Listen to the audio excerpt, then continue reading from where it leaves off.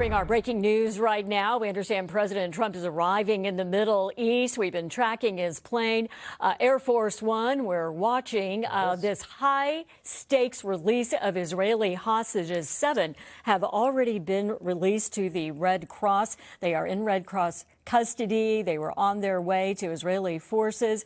More hostages are expected to be transferred soon. Yeah, we know in all 48 hostages, 20 of whom are believed to be alive, were expected to be transferred as part of this first phase of a peace deal between Israel and Hamas that the president helped broker. Hamas pledging to release them today in exchange for 250 prisoners serving life sentences, as well as 1,700 Palestinians who were detained after the group's October 7th terrorist attack in 2023. As you see, Air Force One in just moments will be landing there at the airport just outside Tel Aviv. A historic moment, the world watching this, as well as heads of state, at least 20 countries involved in this peace deal that will be formally signed in Egypt after the president arrives here in Tel Aviv and meets with the families of those hostages. The president will also be speaking. He's going to land right now. Again, as we have been tracking this all night, it has been 2 years to get to this historic point as we watch Air Force One landing now in Israel.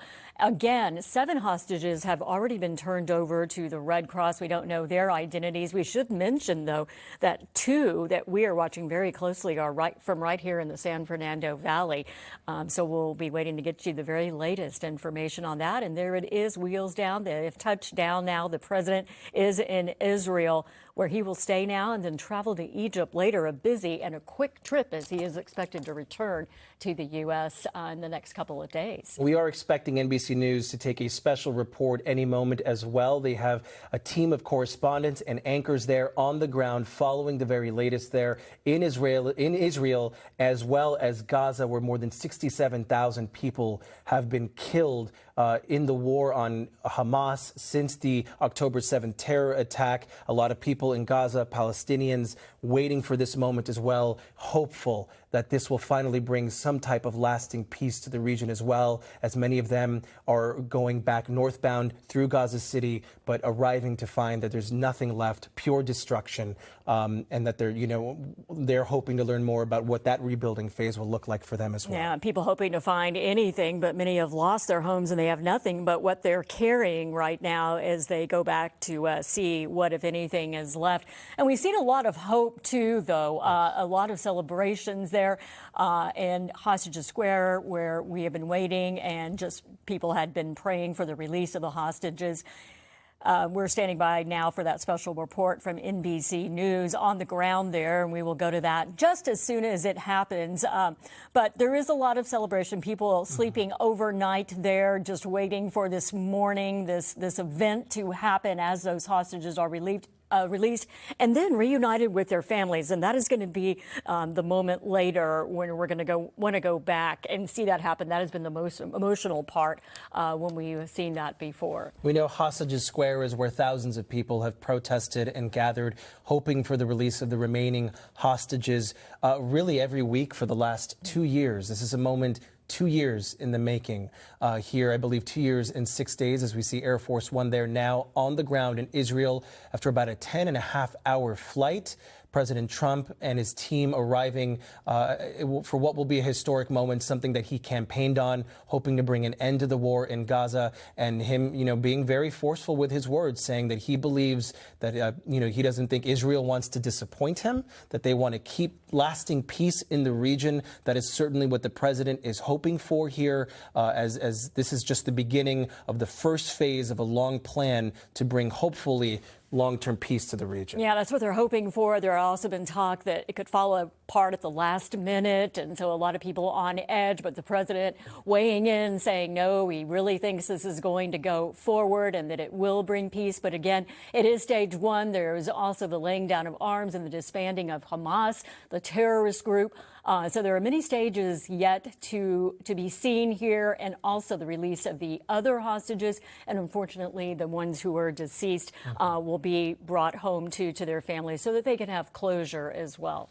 And there have been ongoing negotiations down to the final hour. There was talk from NBC News that Some of the hostages were set to be released hours earlier than previously thought. There were delays in that. And so it just was indicative of the fact that there were still ongoing negotiations. But we do know that at least 7 have been released to the Red Cross, and we're expecting at least 13 more. There you see Prime Minister Benjamin Netanyahu on the ground, ready to greet President Trump and his team in just moments, as soon as they park the plane here right in front of the red carpet. And we just cannot say enough about the history here, the historic moment as we're all watching this. This will go down in history as such an important moment in the Middle East. So much hope riding on this. Dignitaries here, everyone is lined up at his pomp and circumstance now as the President of the United States, who many have cheered there in Israel. We have seen signs up thanking him. No matter what side of politics you're on right now, I think what everyone wants is to see these hostages released. And now an NBC News special report coming up next. All right, we understand that special report is set to begin any minute. We know that this will not be an easy transfer for those hostages or their families per se. They are going to need medical treatment. They are going to need psychological, even social rehabilitation for months, if not years to come, given what they've been through. The process, I think I read earlier, it does not end with this release. It really just begins. But so many families waiting on edge. This is an unbelievable moment for the 20 remaining hostages who are still alive and going to return to their families, their loved ones, their children, some of whom they've never met.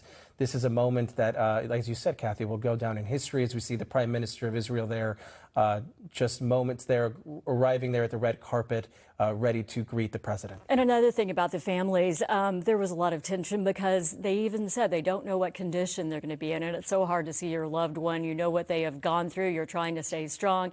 They just don't know what they're going to see. The hostages, many of them starved, and they have been through torture. So they are coming home. But as you said, it's just the beginning of the battle as they try to reintegrate into society. The Red Cross is handling the official transfer of the hostages, again, 7 of whom have been released. So far, the IDF says that they are prepared to receive additional hostages who are expected to be transferred to the Red Cross at some point later today, where it is, morning time there in Israel. The president landing after a 10.5-hour flight. We're expecting there is Jared Kushner, the president's son-in-law and advisor. You see Ivanka Trump, the president's daughter as well. And the president making his way down from Air Force One here any moment.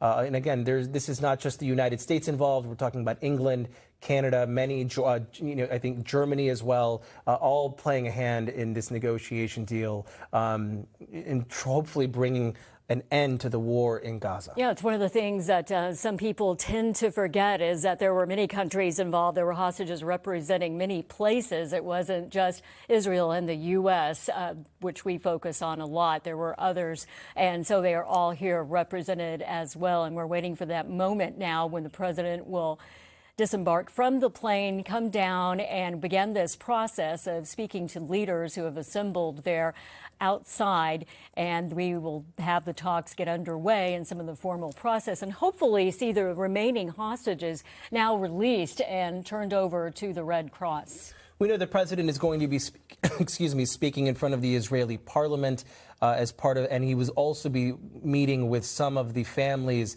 of the hostages themselves, and then afterwards is expected to head to Egypt, where there will be a formal ceremony with at least 20 heads of state signing the peace agreement that the president says he is hopeful will stand. Again, saying earlier tonight on Air Force One to reporters on the plane that he believes no one wants to disappoint him, that they've worked really hard to get this deal. A stunning turn of events within just the last couple days. The president at a cabinet meeting just a few days ago, Secretary of State Marco Rubio handing a note to the president saying that they had reached a deal. It was a remarkable moment, and this remarkable moment continuing now, overseas, 10.5 hours later, after a long flight. The president should make his way down any moment, and we are